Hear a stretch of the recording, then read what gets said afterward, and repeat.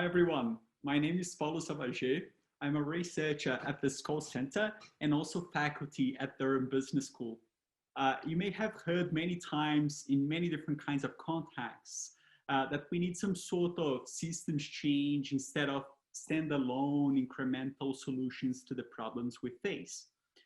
In this video, I'm going to cover what is a system and why it matters to all of us.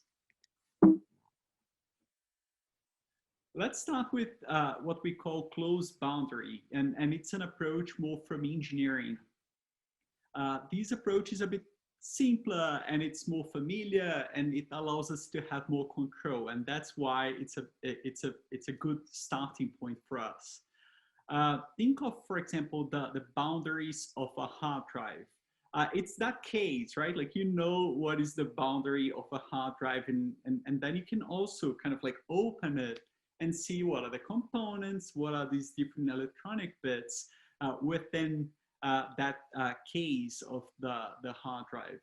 You can see how they are connected, and you know the purpose of a hard drive. You know that the hard drive stores data, right? So you have, you can easily understand that system, a hard drive as a system. If you look at the laptop, things get a little bit more complicated, but still you have a good idea, right? Because you know the boundaries of your laptop, the one that you might be using now. You know what are the components, or you may not know, but you know that there are some electronic components within that laptop. You know that they are interconnected, that there's some flows of energy and so on. And you know the purposes of the laptop, that are, of course, you have more functions with the laptop than with a hard drive being on a single component of the laptop. So here you have an idea of how we can look at a technical system. But things become much, much harder when we start looking at a social system instead of a purely technical system. So let's look at poverty, for example. What are the boundaries of poverty? You may think, for example, let's look at poverty in the United States, or poverty in Africa, or in Latin America, right? So the boundaries might be geographical, but it might be poverty anywhere. And what are the parameters that we consider and that we take to look at poverty? So, for example, now we consider extreme poverty below $1.25 a day. But if you think of like 100 years ago, poverty was completely different from today.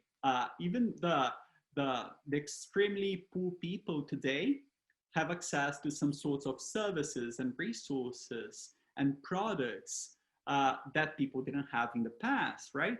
And they also have higher life expectancy. So poverty hasn't been solved, but the parameters of what we consider poverty have changed abruptly in the past years. And if you start looking at the components, you're going to ask many questions. For example, like, who's in and who's out of our analysis? When I worked in the Amazon, in the Brazilian Amazon, for example, I worked with traditional populations that lived with less than $1.25 a day. But at the same time, they had access to the best things that the Amazon can offer. Are they included as poor in that case, given the parameter of 1.25? But it's completely different, for example, from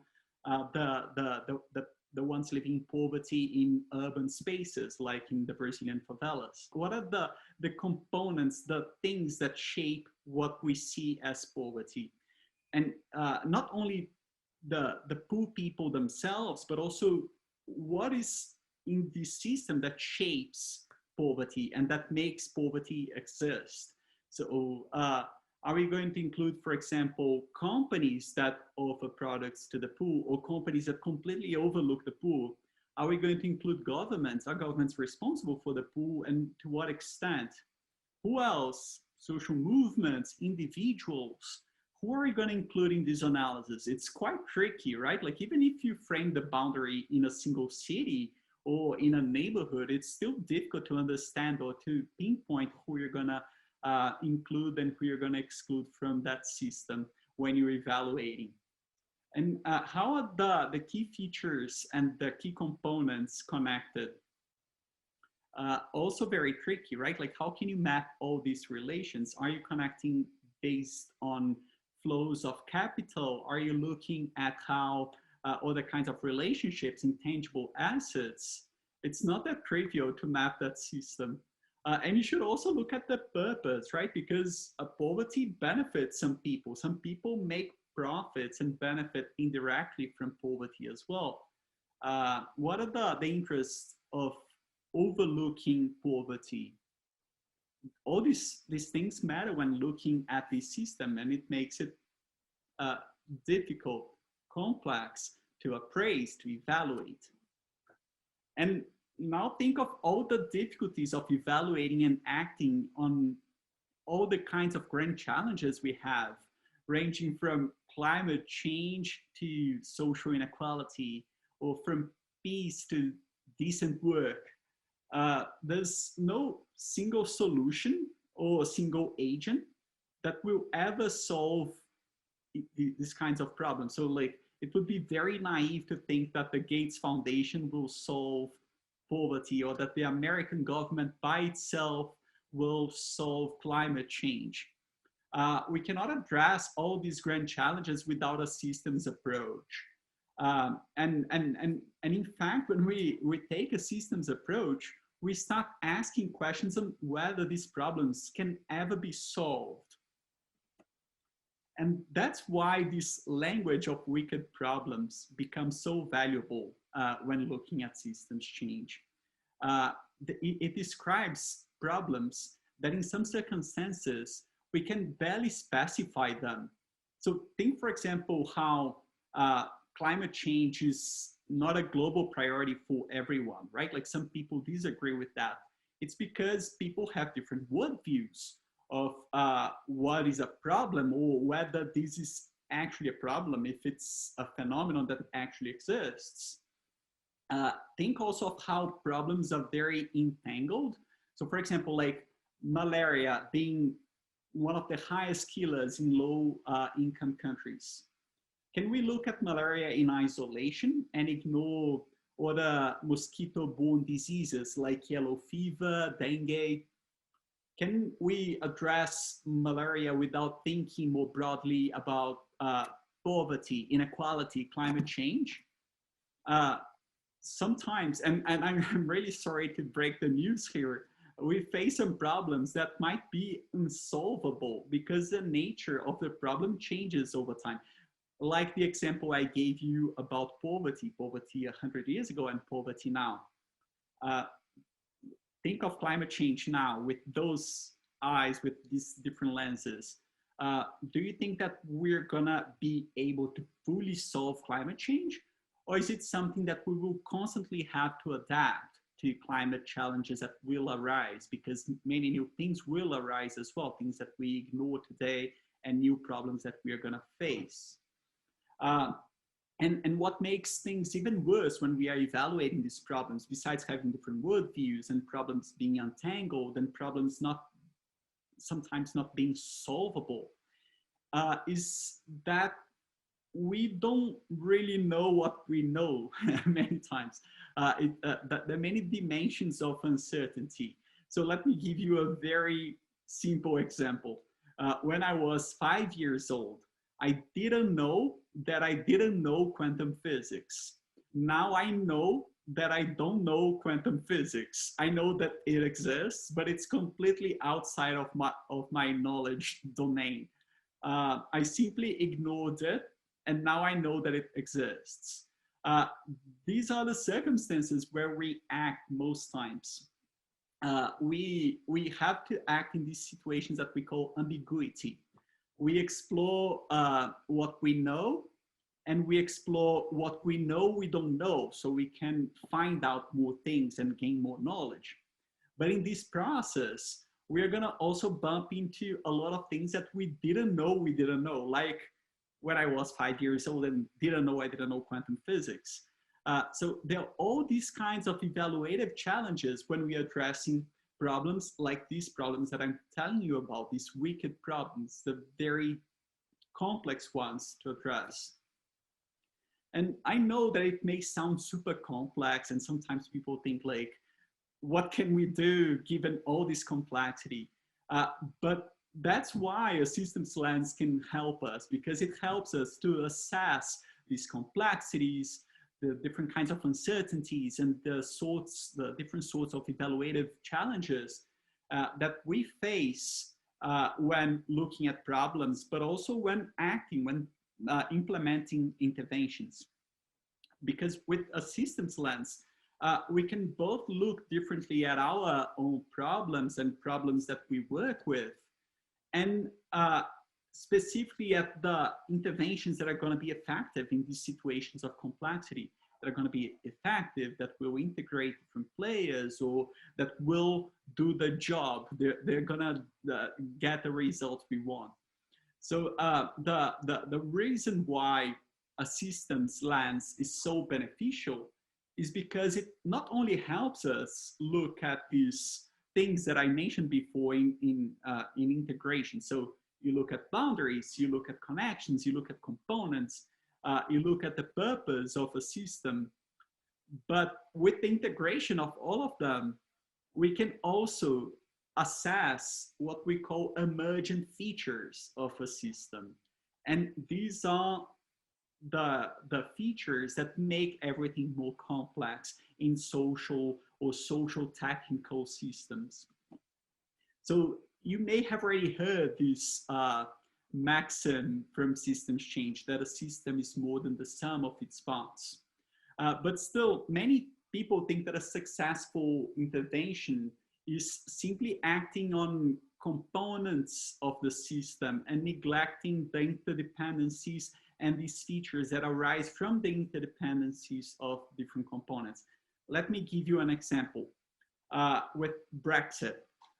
Brexit gained a lot of traction in the UK a few years ago, as you may be familiar, as a kind of like a silver bullet response to different problems that people had. All different kinds of problems people had, people thought that Brexit was a solution. So for example, if people were dissatisfied with the healthcare system, with the NHS, they would say, oh, there's a lot of people needing healthcare. Healthcare is not delivering as well as we wish. And the reason is because the system is overcrowded. There's a lot of people using the system, and many of those are immigrants. So if we get rid of these immigrants, we are going to have better healthcare, because we are going to get more attention from the healthcare system. We're going to have more resources just for ourselves. British, right? So that was a narrative that we heard very often. The same for, like, let's say that you are dissatisfied, that you are unemployed, and you're trying to find a job, but you can't. And then you say, oh, these immigrants are stealing jobs. The problem is that looking at components, in that case, immigrants, and in this very linear way that getting rid of immigrants will make jobs available or will make the healthcare system better, is very naive.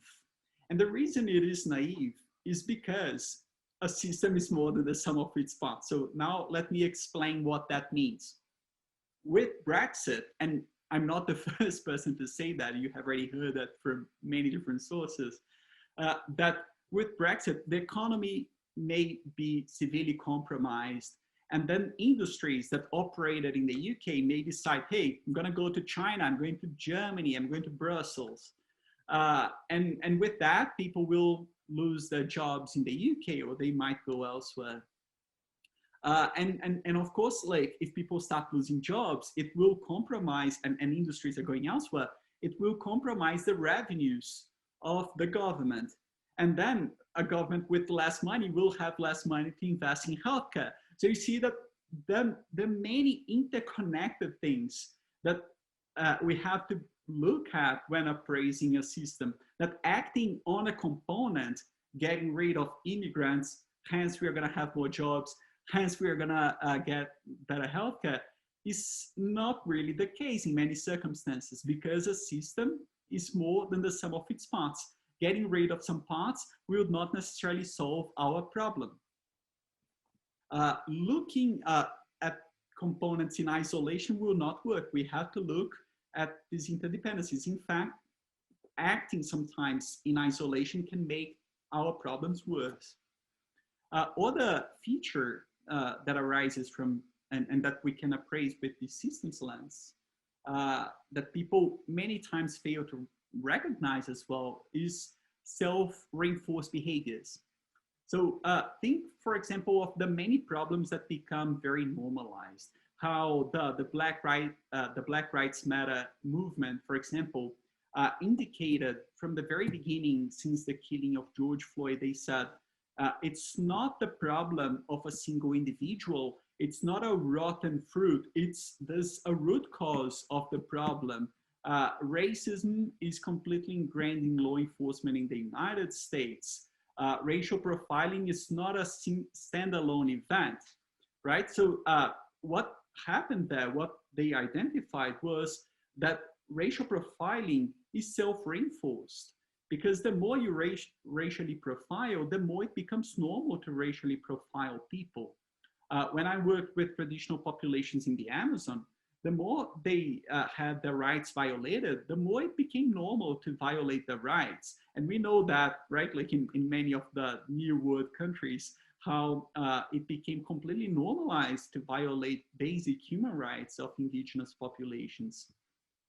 And you can use that kind of mindset and look at self-reinforced behaviors in any kind of system, any kind of complex system. So for example, human body is a complex system. I don't know about you, but when I'm eating a lot of carbs, I feel like eating more carbs, and then I eat more carbs, and then I feel like eating more carbs, and then it becomes this self-reinforced behavior that I start craving croissants the whole day. But if I start a protein diet, and the first days will be very difficult because I have still the self-reinforced behavior of craving carbs.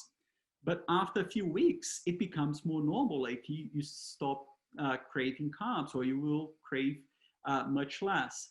So you see that there are some self-reinforced behaviors, but you can act on them as well. You can intervene and change the direction and the nature of these self-reinforced behaviors. And so now I've given you an overview of all these complex problems and some features of systems and why a systems lens can help unpack these complexities, these uncertainties, and these evaluative challenges on our way towards addressing our problems and intervening in a system. But I just want to re-emphasize here that because it's very complex, it doesn't mean inertia. It doesn't mean that we can't act. We can act. One of the benefits of a system analysis is that despite recognizing all these complexities and the nature of the toughest challenges we face, it still provides some good approaches and some good entry points to act on systems and act well on systems. And that's exactly what we're going to cover in the next videos. Thank you very much.